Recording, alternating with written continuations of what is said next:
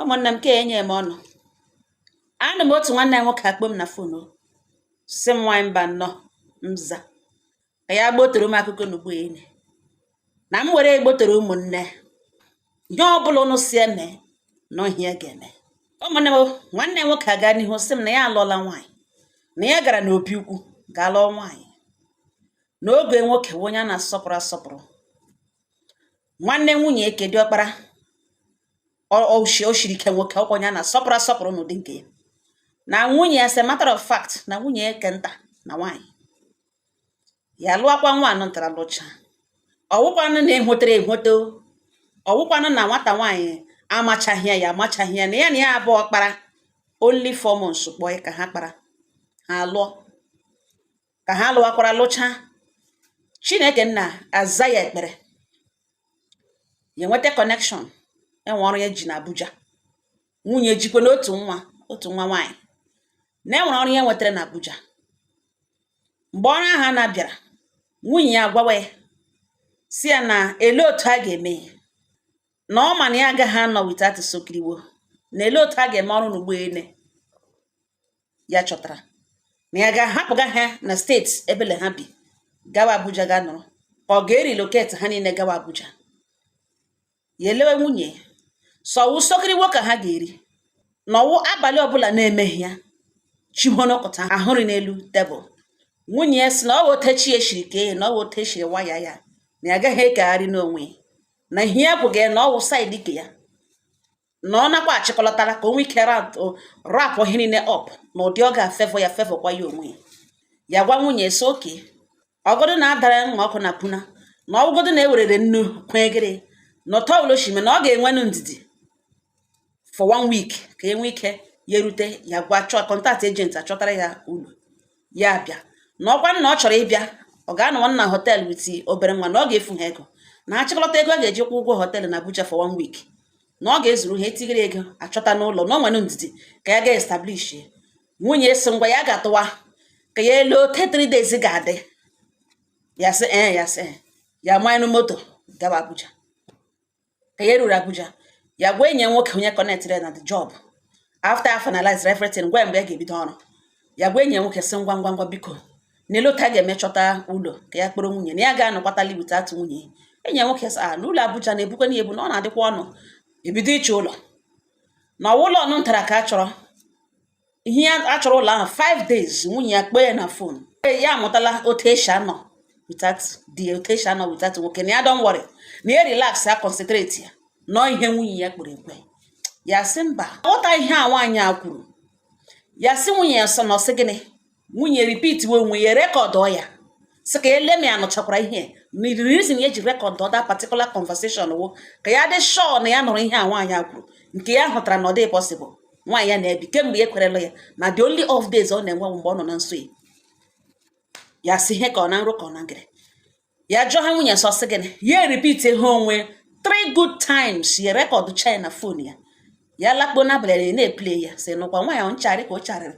na nwaanyị mba nnọọ mza na otu esi relax ya kuluzie dan mejiwezie dị ụlọ mejicha ụlọ ntara shizi nga na-agarawa ọrụ ngwa nwaanyị gbagote na Abuja ọgwa ya na ya ga-abịa ka ya emejie 1 or 2 na ọ ma na ha na full relocation na ya ga just maga moto like that bịawa ọnụgide ha after 1 month ọkpọ ya na phone si ya na ọwụ otu a ga-esi na-abịa visit ya laghachi back to Abuja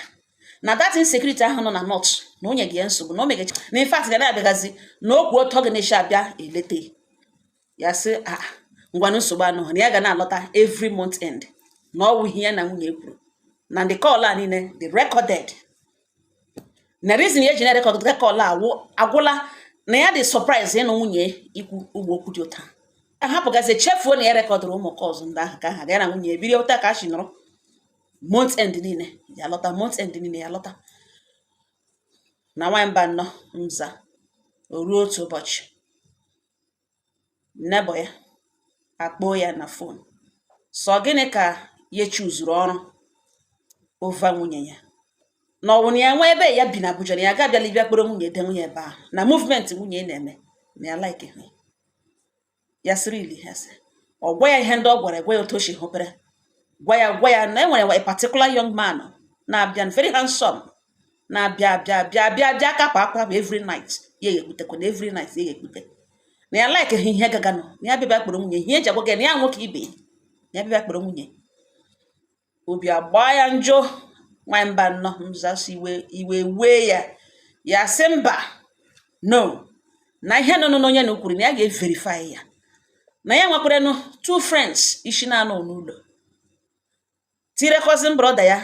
onye ka ahụ ịsa ka a ga anwụ echi ya sị na echi na ọ dị fa na ọ taa ka a ga-anwụ ya gwatara nwanne nwoke that cousin brother ya silekwekwe ihe ahụ ga kpọtụrụ enyi ya nwoke ka ọzọ silekwekwe ihe ahụ ga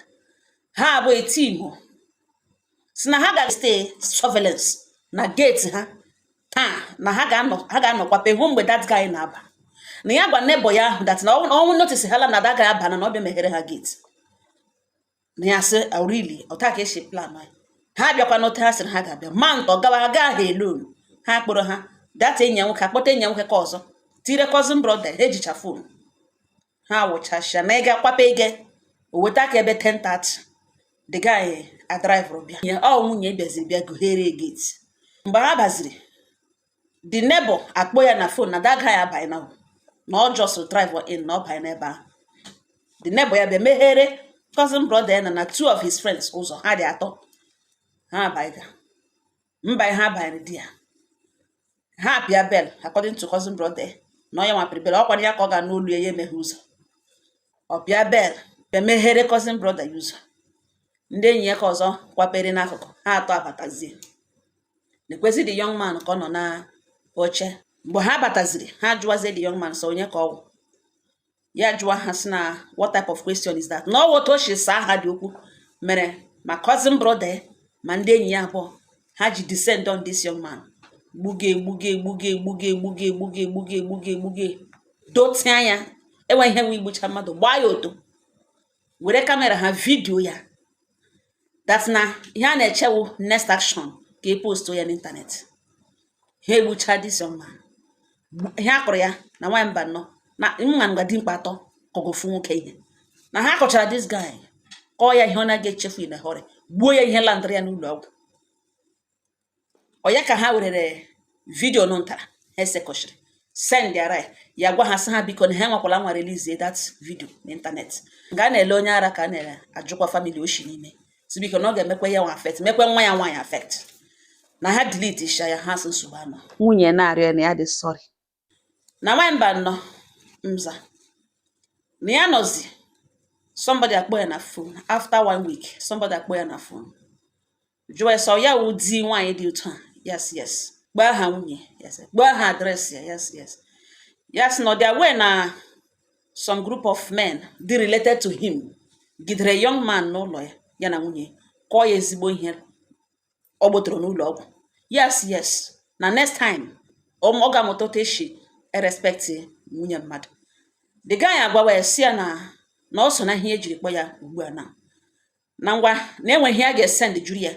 na ọ gacha through it na WhatsApp ka ya kpugharịa ya jụọ ese ọkwa na onye na ọ na-ekwuchi okwu ka always a new tenant na that compound ya si no na ọkụ uloda nke esendara ihe ya ga-esendara ya nwanyị mba nnọọ mza this guy forward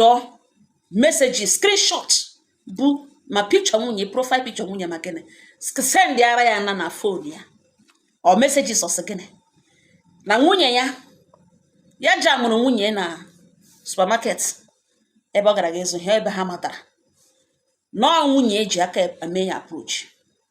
nọọ nwunye eji aka gwa ya that na ya wee divorcee na di ya hapụrụ ya na nwa gbalaga ga-alụkwuru nwaanyị ọzọ gawa Abuja ga-ebiri na ya wee divorce ya jụọ ya ihe a conversation mgbe ha na chat ya gụọ ebe this young man jụgazi nwunye si na o dissolve on the marriage ka ọ bụ na the marriage ka dị intact na ọ wekwu ka ha na-ese nwunye si na di ya bịa nara ihe akwụrụ n'isi na ihe ọ gbagasị shakashaka na wee nara nwa ya ma ọ bụrụ na the marriage no end na dissolve ọla kemgbe since over 6 months na ihe ahụ ihe nwunye chat o rute na ọ convinced na ọ wụrụ ya nwanụ nga aka gwagala like that ya wụrụ nwaanyị ya like ya ga-aga n'ihu otu aka ha shiri ya na this young man si na ya jụrụ ajụ not like ya jụrụ na this lady ji aka eme ya approach gba ya inye nga ya na azụga ya emeke shopping na supermarket ya onwe bịakwara ole ya si na ya onwe a handsome guy na ya ga-aleke ka ya na ya mee gwawa ezi ezinasịna na o teele since ya na-anọbe wit nwoke na ya nwe ihe a na-akọrọ ya wụzi ụmụaka nke ahụ ihe ya lekiri ya elechakwa n'onwe ya nọ na relationship ya jụwa ya sị na o lukuru like a mother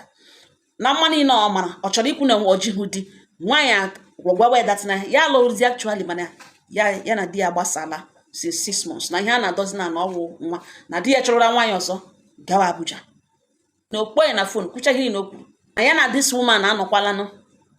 for more than getting to 3 weeks now na ihe ya chọrọ ịgwa ya wụ na ya wụ a bad man na ya ma ebe ya tijuru aka ya ma otu eshi n'ime ya pụta na ya nwere evidence that na nwunye ya ghọrịrị ya ọwụ na nwunye ya gwara na ya wee married woman ya ga ha ga na ụmụnne ya bịakwa na ha ajụ ha kụọ ya ihe like ya bere ya ihe ya na nwaanyị ahụ mere of force kọcha ya vidio ya mee ya akaja otenwe n'ụlọ ọgwụ ya nọ na di ya for 1 week internal bleeding na ihe a sị ka ya gwa ya na ya prepare onwe ya na ebe ọ gosila ya that na ya nwere bad boys na ya ga-agwakwa ya na ya onwe nwekwara bad boys charges ego ya na ya na owe ya ga-eji amacha onwe ya ahụ n'ihi na ya nweghị ihe jikọrọ ya na ụmụ nwaanyị nọ na di na nwunye ya yọrịrị ya ọ bịazie ntụrụgbuo ya ezigbote ilu gbaa ya ọtọ jidezi ọtọ oge ofe na ọ ga-eji blackmail ya after o ji nwunye setere taa na nwunye agwaghị ya na ọ nọ na marriage na ya gwara na ọ ya divorce na ya nwere evidence of that chat ya na nwunye ma voice note ebe nwunye kwuga na ote die she treat ye bad before a dissolve or marriage na even okwe ha bịa na ihe na afọ sịrị afọ before bịa nara ihe ya kwuru n'ishie before a dissolve or marriage na voice note ihe a niile na ọ evidence ya nwere na ya prepare ya 3 million naira na ọ wee ejiri treat onwe na hospital na ọkwa ego ya ga-eji social some inwe ihe ndị omenala materials ya ga-eji amacha onwe ya ahụ n'ihi na ya nwe onye na-arị nwaanyị mmadụ elu kama na aghọrịrị ya ọ sịkwanụ mba o wee use ole bad boys ke na ya nwa ga-use bad boys ke ya nye adreesị ebe obi na Abuja gwa ya company ọ na-arụ na Abuja gwa ya that na ya na ya ga-agba return match na ọma hụ ya wụ na ihe shi n'ime pụta na-arịọ Chineke ka otu o shi napụta na ya ga-alaghachi di ya with full chest ka ha play go do this game of bad boys mara ebe ha ga-ala ndụ nweta onwe ha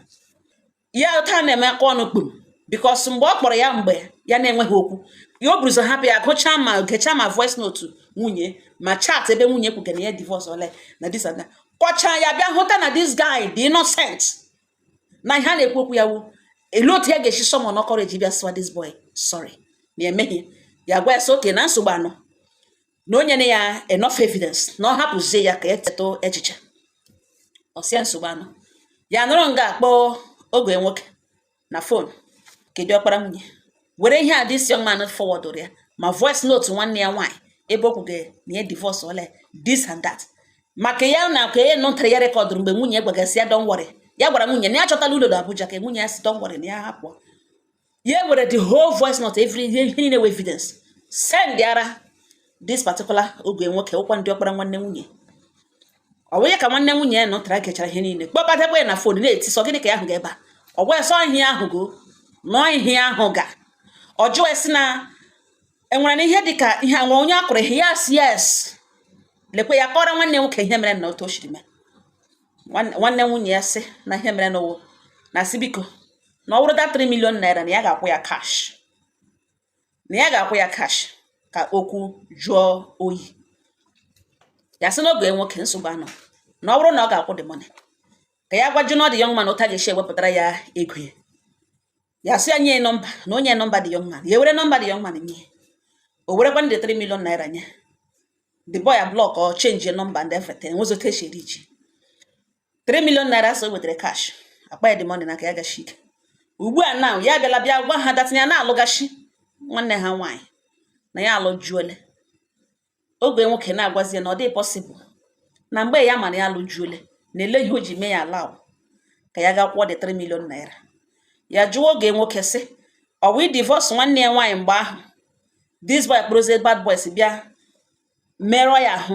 mee ihe na-ekwesịghị ekwesị because na ọ ya nwabuzo mejọ ya na ihe ya niile nwanne ya nwaanyị kọsịrị na ihe ọ kwụrụ ụgwọ ihe nwanne ya nwaanyị kotere na onwe ha mgbe o lere anya were 3 million naira ga-enye ka o lere anya na ọ kwụcha this young man 3 million naira ya na nwanne ya nwaanyị ka ọ continue birikwe na ole na ọ wụrụ ya na ọ ga-ekwe na ọ wụrụ ya oge nwoke na-agwa ya sọwash ọcha na na-eme eme ya na nwanne ya nwaanyị enwe ike ishi na marriage ahụ pụta oge nwoke abịa dịkwa involved na ya nwakwala ya as long as ha settled ya na that 3 million naira na ọha makwụrụ ya, that means automatically ihe niile segere ya na nwunye nkwanụ nwa ha na o kwesịrị ịdị over na o kwesịrị ịlụghachita na ọ na-alụgachi after ha kwụrụ the 3 million naira. Ụmụnne m ọsọ m judela ọnụ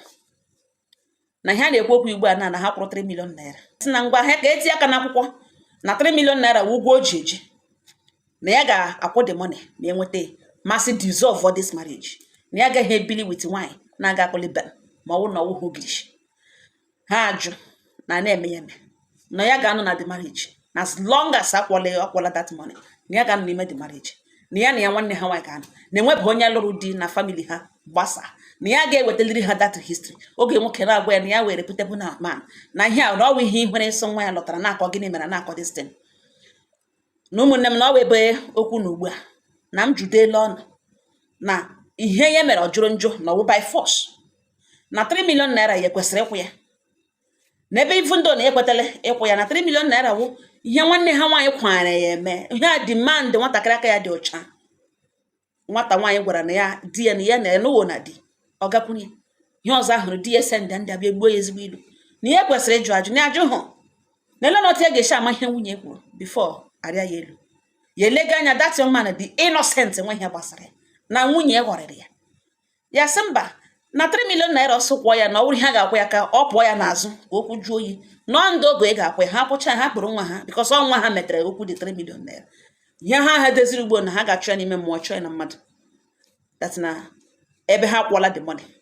na okwu ahụ kwesịrị die and the marriage ahụ ga-anọkwa intact. Ya gwakwana ha si eme ya eme na ya lụọ ha nwanne ha nwaanyị ha mara na ya nwu nwoke na comment section na ọ na-arị ezigbo mkpa na ya na-ahụ ihe ndị mmadụ na-agwa ndị ọzọ ndị o metụtara na m gbotụgharị ya ọnụ ka ya ga-agedede na ịmara ihe ị ga-eme ma ọ wụrụ gị na imegode na ya nwanne ha na ihe ahụ ị ga-eme ọhịa ị ga-agwa nwanne ha na gị gwatole ya na ihe kwesịrị ịnọ mara eji ya by force by fire by thunder n'ike n'ike na-akpa ha ji na-eme ka ọ ya ewepụta okwu court ka etirite okwu ka amagoro okwu ọnụ and ihere ya emege ha achọ ka ewepụtara ya obodo achọghịkwana ka ha pụọ court ha just na atretin ya that na ya eme nge ha na-eme ka o divorce nwanne ha okwu apụta ma mbara that na ha ga-eme sure na ha chụrụ ya n'ụdị niile bring ya down na ya ga-ewetaliri ha ihe ihere ya gbana asụ ngwa in that case ka dissolve no the marriage peacefully ha ajụ na ya ga-anọ n'ime na enwebeghị onye lụrụ na mbreji ha lọta na ọwụ ya nwa ga-esendịrị ha nwanne ha back na as long as ha kwụọla the money 3 million naira na ya na ịga witi nwanne ha nwaanyị. Ụmụnne m ọsọ mgbotoro ya ọnụ na m judela ọnụ na ọ wụrụ m ule ihe ike ọ nga ọ ha nọ m n'ọnụ ụtọ dịrị ọnụ.